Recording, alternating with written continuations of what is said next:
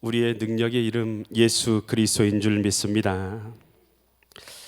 여러분, 신자는 하나님의 자녀입니다. 여러분, 예수님 믿으십니까? 여러분이 예수님을 나의 구주로 모셔드린다라는 것은 곧 예수님께서 나의 주님 되셨다라는 것입니다. 여러분, 그러면 하나님께서는요, 저와 여러분을 향해서 계획을 갖고 계셔요. 어떤 계획을 갖고 계시냐는 것이죠. 여러분, 내 생각과 내 뜻을 이루는 계획이 아니고요, 하나님의 뜻과 하나님의 나라를 이루는 계획인 것입니다. 여러분, 그래서 하나님께서는 나를 통해서 내 삶 가운데 하나님의 나라를 이루기를 원하시는 것, 이것이 바로 하나님의 나를 향하신 계획인 것입니다. 여러분, 하나님께서는 먼저 나의 심령 가운데, 어디 가운데요? 내 마음. 여러분, 내 마음이요, 여러분, 원수되고 미워하고 걱정과 근심이 가득 차고, 그래서 지옥되기가 제일 좋은 곳이 어디냐면 우리 마음이에요. 우리 하나님께서 먼저 어디를 하나님 나라가 이루기로 원하시냐면 우리 마음인 것입니다. 아멘. 저와 여러분의 마음, 심령을 하나님이 통치하시는 하나님의 나라로 먼저 만드시기 원하시는 것입니다.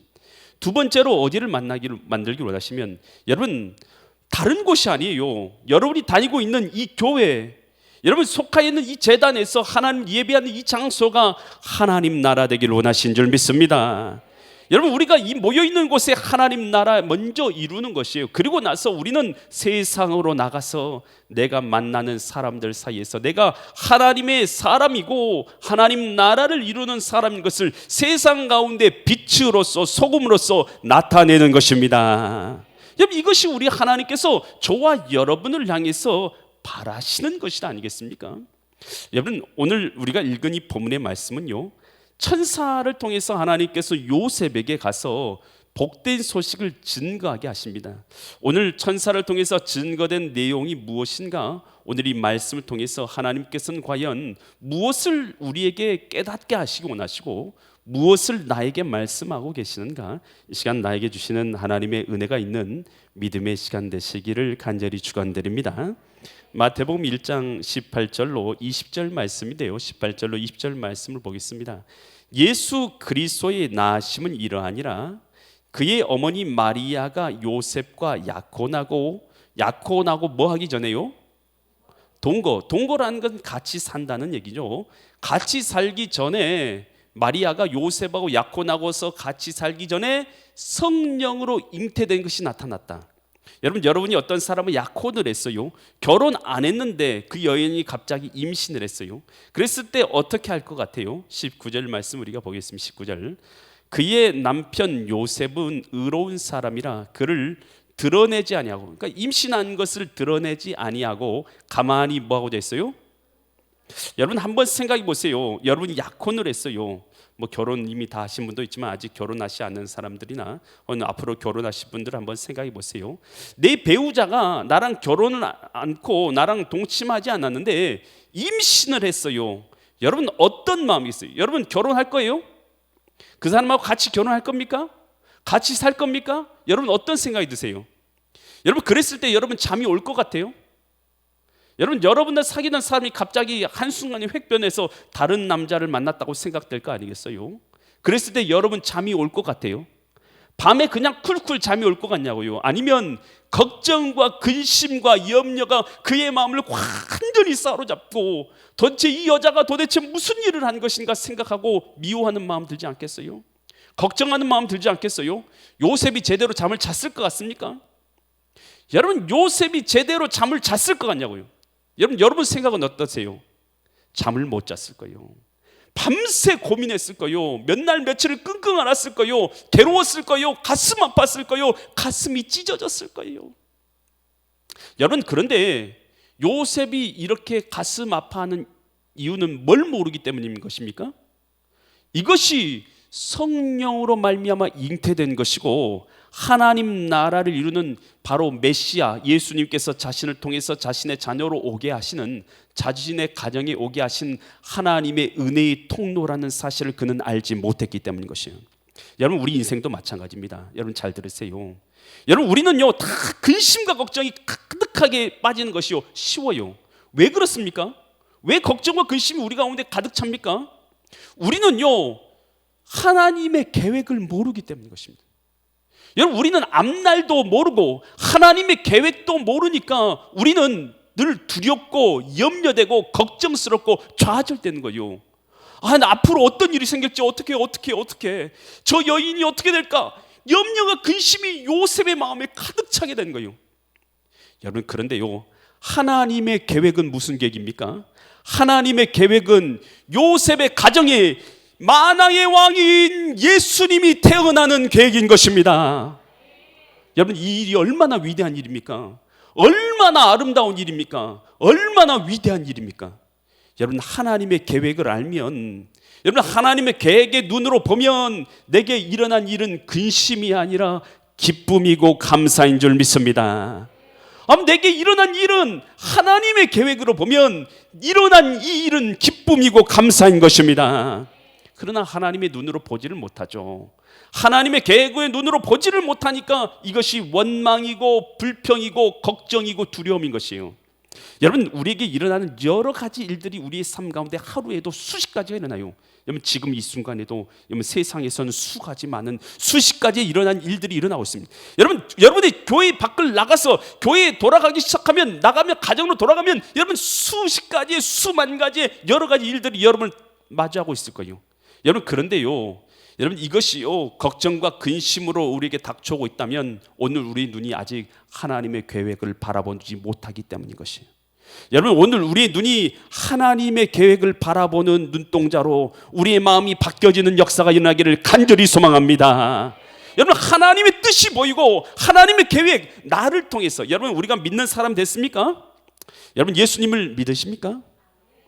여러분, 예수님을 믿으면 여러분 하나님의 자녀가 된 것이고, 하나님께서는 하나님의 자녀를 향해서 계획을 갖고 계십니다.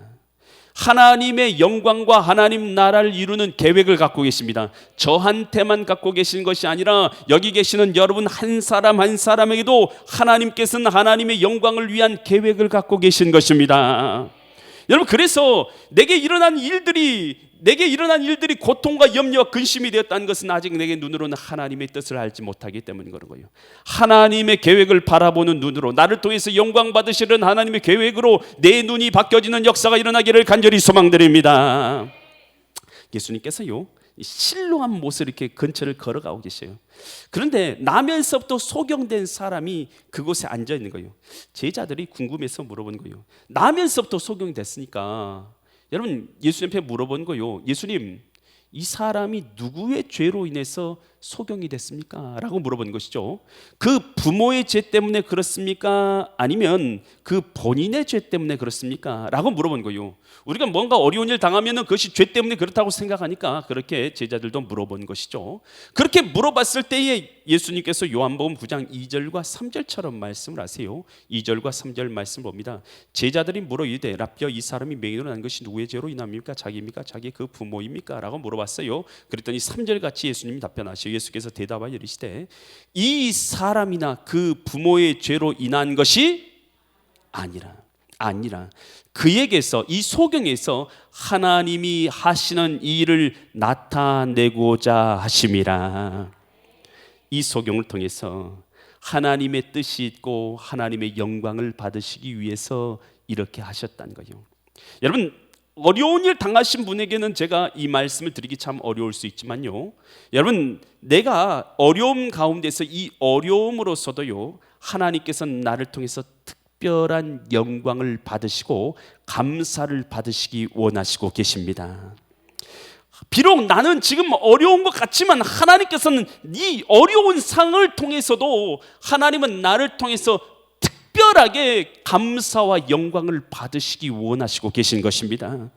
이것이 바로 하나님의 나를 향하신 뜻인 거예요. 이게 누구의 죄 때문에 일어난 일이 아니란 거예요. 하나님께서는 나를 통해서 이 환경을 통해서도 영광 받으시기 원하시고 계신 걸 깨달을 수 있기를 바랍니다. 여러분, 우리는 하나님의 계획을 보는 눈이 있어야 돼요. 요셉이 그가 형제들한테 미움을 받고 형제들에게 팔리잖아요. 은 20에 팔렸어요. 얼마나 밉습니까? 자기를 팔아넘긴 형제를. 그는 보디발의 가정에 종으로 팔려갔어요. 종으로 가서 얼마나 힘들었는지 몰라요. 그런데 어떻게 됩니까? 모함을 받고 감옥까지 들어가잖아요. 여러분, 이런 환경 여러분이 많이 당해봤다고 생각해봐요. 여러분의 형제가 여러분을 팔아넘겼어요. 만약에 여러분의 형제가 여러분을 팔았어요. 돈 받고. 여러분, 이거 있을 수 있는 일입니까? 여러분, 그 형제를 어떻게 하실 거예요? 여러분의 형제가 여러분을 돈 주고 팔았다. 여러분의 아는 사람이 여러분 돈 주고 팔아넘겼다. 여러분, 이거 용서할 수 있겠습니까? 여러분, 그것도 종으로 팔아넘겼다. 그 용서할 수 있겠냐는 것이에요. 여러분, 그리고 그 종으로 돼가지고 종살이할 때 가진 고생을 다 하고 감옥까지 가게 됐어요. 여러분, 그 인생 되었을 때 여러분 어떠시겠어요? 얼마나 밉겠습니까? 그 인생 원망 불평이 가득 차지 않겠어요? 여러분, 그런데 성경에서 요셉이 원망하고 불평하고 미워했습니까? 여러분, 어떠세요? 요셉이 원망하고 불평하고 미워했습니까? 아니, 도대체 요셉은 어떤 사람에게 원망하고 불평하고 미워하지 않는 것이지? 여러분, 그가요 특별한 게 아니에요. 그는 하나님의 계획을 보는 눈을 가진 줄 믿습니다. 다른 게 아니에요. 하나님의 뜻을 보는 눈으로 자기의 인생을 보니까 모든 것이 새롭게 해석이 되더라는 것이에요. 창세기 45장 5절로 7절에서 요셉이 그 자기를 팔아넘긴 형제들에게 하는 말이 이렇게 기록됐어요. 당신들이 나를 이곳에 팔았다고 해서 뭐하지 마시라고요? 근심하지 마소서, 한탄하지 마소서. 하나님이 생명을 구원하시려고 나를 당신들보다 먼저 보내셨나이다. 당신들이 나를 보낸 게 아니라 누가 보내셨다는 거요? 이겁니다. 사람이 내게 했다고 생각하는데 그게 아니에요. 하나님께서 나를 이렇게 보내주신 것입니다. 아멘. 내 눈으로 보는 것이 아니라 하나님의 계획으로 보는 거예요. 창세기 45장 7절에서 요셉은 또 이렇게 말하죠. 하나님이 큰 구원으로 당신들의 생명을 보존하고 당신의 후손들을 세상에 두시려고 나를 당신들보다 먼저 보내셨나이다. 이겁니다.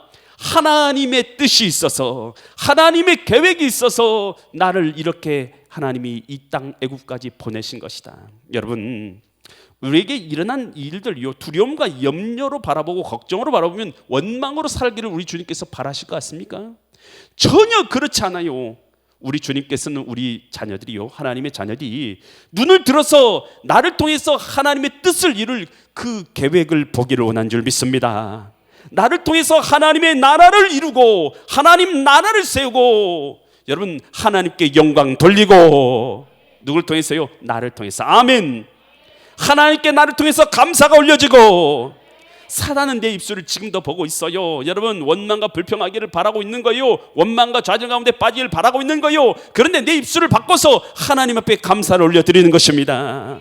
여러분, 이 하나님 앞에 나로 하여금 감사하도록, 하나님 나라를 위해서 영광을 나타내도록, 하나님 나라를 확장하도록, 하나님의 영광 돌리는 자로서 나를 세우기 위해서 하나님은 나를 향하신 계획을 갖고 계신 줄 믿습니다. 여러분, 송명희 신이 있어요. 여러분, 그 사람은 태어날 때 중증 뇌성마비 환자로 태어났어요. 중증 뇌성마비 환자예요. 그런데 집이 너무 가난한 곳에서 태어난 거예요. 아버지는 술주정뱅이, 온 몸이 병들어가지고 태어나자마자부터 일어나지 못하고 병들어서 어렸을 때 돌아가셔요. 그러니까 가정에 아버지가 없고 어머니는 몸이 너무 약해서 젖이 나오잖아요. 그래서 아이에게 젖을 먹이지 못하는 거예요. 그래서 송명희 씨가 중증 뇌성마비 환자로 태어났어도 엄마 젖을 먹지를 못했어요. 너무 가난해서 우유도 사 먹지 못했어요. 그래서 할 수 있는 것이, 가정에서 먹일 수 있는 것이 쌀을 끓여가지고 쌀에 뜬물을 먹인 거예요. 7살 될 때까지. 7살 될 때까지 집 밖을 한 번도 나가보지 못했어요. 왜냐하면 목을 가눌 수 없고 허리를 가눌 수 없고 고개를 들 수 없기 때문에 앉아서 일어나 본 적도 없어요. 7살 때까지 누워서 컸어요. 8살 정도 되었을 때 처음으로 휠체어에 끌려서 세상 밖으로 나가봅니다.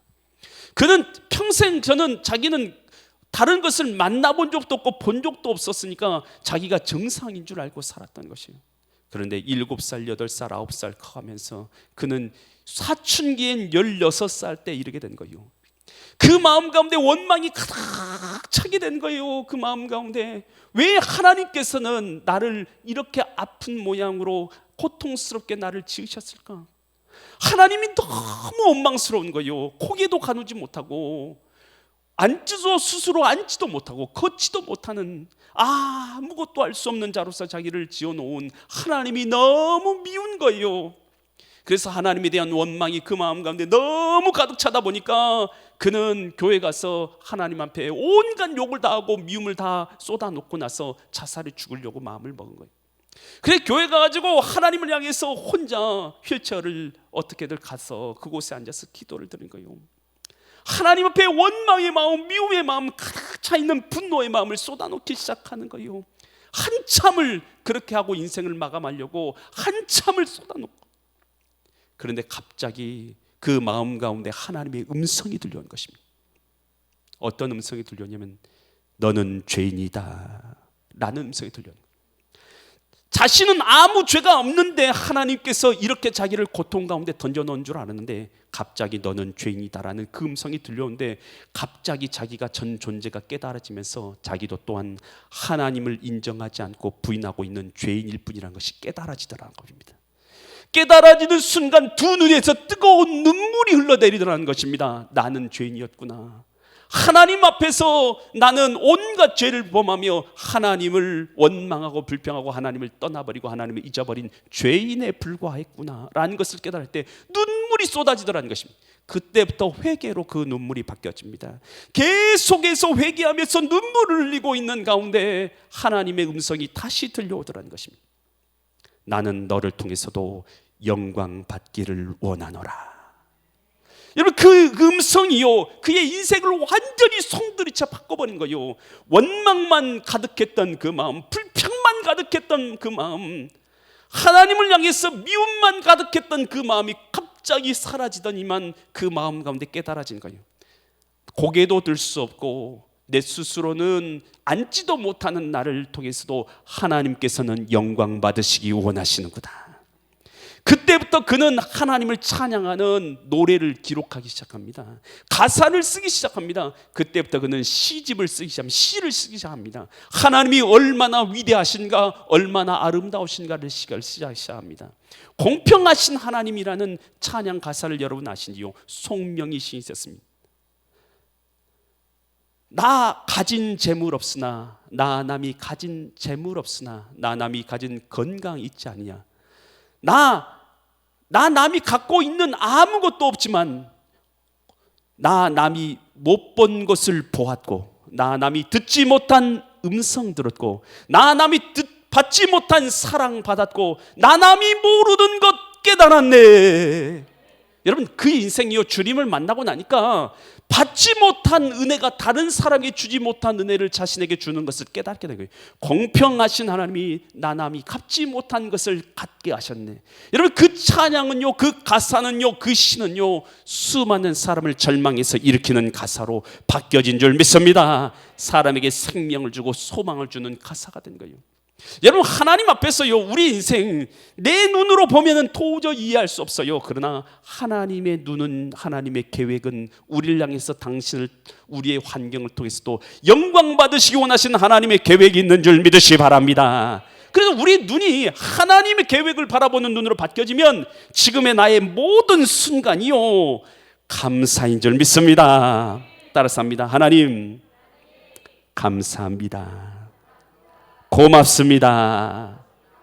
여러분 하나님 앞에 진정한 감사가 주님 앞에 올려드려질 줄 믿습니다.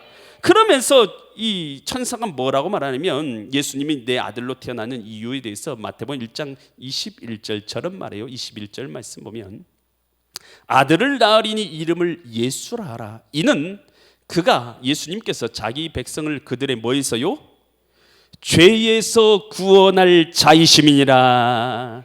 여러분 예수님이 이 땅에 오신 것은 뭐하러 오시냐면 죄에서 우리를 구원하시기 위해서 오신다는 거예요. 여러분 저와 여러분은 어떤 존재인지를 알아야죠. 여러분 가만히 여러분 놔두면 여러분 어떻게 되냐면 여러분 우리는요 가만히 놔두면 하나님을 찾지를 않습니다. 가만히 놔두면 여러분 원죄와 자범죄로 인해서 지옥에 떨어질 자인 것입니다. 여러분 가만히 놔두면 여러분 가만히 여러분 그냥 하나님 없는 삶에 여러분 가만히 내버려두면 여러분이 그냥 의로운 존재로 가만히 있는 것이 아니라 여러분 물 위에다가 그냥 이파리를 던져놓으면 그것이 어떻게 됩니까? 그 자리에 가만히 있습니까? 떠내려갑니까? 떠내려가죠. 여러분이요, 은혜 가운데 생활하지 않으려고 여러분을 그냥 삶 가운데 던져놓으면 어떻게 되냐면 그것이 그 자리에 가만히 있는 것이 아니라 물을 따라서 쭉 내려갑니다. 어디로요? 망망대해로, 그냥 하나님 없는 세상으로 그냥 망망대해로 떠내려가서 영혼을 잃어버리게 되는 것입니다. 여러분, 우리는 그런 존재예요. 저와 여러분들은요, 여러분 그냥 그런 존재인 거예요. 물 위에다가 이파리를 띄워놓으면 그냥 망망대해로 가서 전혀 영혼을 구원할 길이 없는 멸망길에 떨어진 존재가 저희들이에요. 여러분, 가만히 놔둬서 여러분 혼자 하나님을 찾을 수 있으신가요? 주님을 만날 수 있으신가요? 죄의 사함을 얻을 수가 있으신가요? 여러분, 우리는 죄의 사함을 받을 수 없는 존재들입니다. 여러분, 그런데 이런 우리들을 구원해 주시기 위해서 하나님께서 친히 그의 아들을 보내주신 것입니다. 우리 힘으로는 찾을 수 없고 닿을 수도 없고 알 수도 없고 죄의 사함을 받을 수 없기 때문에 하나님이 자신을 친히 오픈하여 주셔서 우리에게 그 자녀를 보내주셔서 구원의 길을 열어준 것입니다. 이것이 하나님의 우리를 향하신 사랑입니다. 아멘. 하나님이 예수님을 보내주신 것이 그 지극한 사랑이에요. 뿐만 아니라 예수님은 이 땅에 오셔서 하나님의 뜻대로 우리의 모든 죄를 짊어지시고 십자가상에서 자신의 목숨을 내어주신 것입니다. 이것이 우리를 위해서 구원의 길을 열어주시는 예수 그리스도의 사랑인 것입니다. 여러분, 그래서 예수님이 십자가 지신 것은 우리의 구원의 길을 열어주신 것입니다. 이것이 바로 하나님이 우리를 사랑하사 우리의 구원을 위해서 행하신 일인 것입니다. 그래서 예수님께서 내가 곧 길이요 진리요 생명이니 나로 말미암지 않고는 아버지께로 갈 사람이 없느니라. 우리를 위해서 죄의 사함의 길을 십자가상에서 내어주신 것입니다. 여러분, 이것이 주님의 사랑인 것입니다. 그래서 누구든지 예수님을 믿으면 오늘 그 믿음으로 말미암아 죄의 사함을 얻게 되는 것입니다. 그래서 마태복음 26장 28절에서 예수님의 그 십자가를 이렇게 말합니다. 이것은 예수님의 그 피는 죄의 사함을 얻게 하려고 많은 사람을 위하여 흘리는 바 나의 피 곧 언약의 피니라. 예수님의 피는 곧 언약의 피인 줄 믿습니다. 우리의 죄를 사하는 피인 줄 믿습니다. 에베소서 1장 7절에서 이렇게 말합니다. 우리는 그리스도 안에서 그의 은혜로 풍성함을 따라서 그의 피로 말미암아 속량 곧 죄 사함을 받았느니라. 예수님의 피로 죄 사함을 받게 되었다는 것입니다. 요한일서 2장 12절에서 이렇게 말합니다. 자녀들아, 내가 너희에게 쓰는 것은 너희 죄가 그의 이름 예수 이름으로 말미암아 사함을 받았음이요. 저와 여러분의 죄가요 예수님의 이름으로 사함받게 된 줄 믿습니다. 예수님이 이 땅에 오신 것은 우리 죄를 사하러 오셨을 뿐만 아니라 마태복음 1장 23절에서 이렇게 말합니다. 보라, 처녀가 잉타하여 아들을 낳을 것이요 그의 이름을 뭐라고요? 임마누엘. 임마라는 것은 함께라는 뜻이고 누 우리와라는 뜻입니다. 엘 하나님이란 뜻이에요. 그래서 임마누엘 이 뜻이 뭐냐면 하나님이 우리와 함께 계시다. 여러분, 예수님은 하나님이신 줄 믿습니다. 하나님께서 친히 이 땅에 오신 거예요. 뭐 하려고요? 저와 여러분과 함께 하기 위해서. 여러분, 예수님을 믿으십니까? 믿는 자들은 스스로 할 수 없습니다. 믿는다고 고백하는 것은 하나님이 은혜를 주신 것입니다. 고린도전서 12장 3절에서 이렇게 얘기합니다. 그러므로 내가 너에게 말하니 누구든지 하나님의 뭐요? 영으로 말하는 자는 누구든지 예수를 저주할 자라 하지 아니하고 또 성령으로 아니하고는 누구든지 예수를 뭐라고요? 나의 주님이다 할 수 없는. 여러분, 예수님이 여러분의 주인이십니까? 주인이십니까? 진짜로 그렇게 믿으십니까?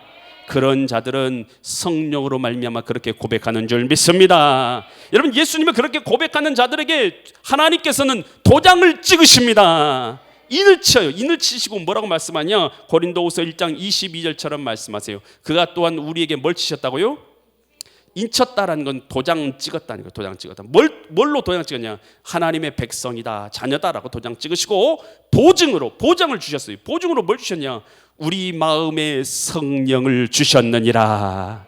저와 여러분의 마음 가운데 예수님을 믿는 자들의 마음 가운데 예수님을 주님으로 모셔드린 자들 가운데는 성령이 계십니다. 그래서 고린도전서 3장 16절에서 이렇게 말합니다. 고린도전서 3장 16절, 너희가 하나님의 뭐라고요? 성전인 것과 하나님의 성령이 너희 안에 계시는 것을 알지 못하느냐. 하나님의 성령이 어디 계셔요? 우리 안에 계신 줄 믿습니다. 여러분, 그래서 우리는 하나님의 자녀된 우리는 예수님을 믿으십니까? 믿는 사람은 우리 혼자 있는 것이 아니에요. 하나님이 함께 하시는 것입니다. 두려워하지 말라, 내가 너와 함께 함이라. 놀라지 말라, 나는 내 하나님이 됨이라. 내가 너를 굳세게 하리라. 참으로 너를 도와주리라. 참으로 의로운 오른손으로 너를 붙들리라. 여러분, 주님께서는 약속하셨어요. 세상 끝날까지 내가 너희와 항상 함께 있으리라. 여러분, 이 사실을 믿을 수 있기를 바랍니다. 여러분, 예수님께서 이 땅에 오신 것은 오늘 우리로 하나님의 나라를 이루는 위대한 계획을 위해서 오셨고, 예수님 우리의 죄를 사하여 주시고 우리와 함께하기 위해서 오신 줄 믿으시기 바랍니다. 우리가 하나님의 말씀에 순종할 때에 우리를 통해서 하나님의 나라를, 하나님의 놀라운 계획을 이루게 되는 줄 믿으시기 바랍니다. 요셉이 그 마리아 아내 데려오기를 두려워하지 않고 데려와서 그 가정 가운데 하나님의 뜻을 이룬 것처럼, 하나님 나라를 이룬 것처럼, 오늘 우리의 두려워하지 말고 염려하지 말고 순종함으로 하나님의 나라를 우리의 삶 가운데 이루어 가시는 믿음의 거룩한 성도들 되시기를 예수 그리스도의 이름 받들어 간절히 축원드립니다. 기도드리겠습니다. 거룩하신 주님, 전능하신 아버지 하나님, 오늘 우리를 하나님의 자녀로 불러주시니 감사드립니다. 독생자 예수님을 보내주셔서 구원의 길을 열어주셔서 감사드립니다. 이제 주님께서 내게 베푸신 이 놀라운 계획을 위해서, 하나님 나라를 이루는 이 계획 위에 내가 두려움과 염려와 걱정으로 대하지 않게 하여 주시고 기쁨으로 순종하여서 하나님 나라를 이루게 하여 주시옵소서. 우리 마음 가운데 하나님 나라를 이루게 하여 주시옵소서. 우리 엘림교회를 하나님의 나라로 이루는 믿음의 공동체로 세우는 일꾼 되게 하여 주시옵소서. 기쁨으로 순종하는 자들을 더하여 주시사 하나님의 나라를 아름답게 이루게 하여 주시옵소서. 오늘도 주님 우리를 통해서 살아계신 하나님께서 영광 받으실 걸 믿사와서 존귀하신 예수 그리스도의 이름 받들어 간절히 기도드립니다. 아멘.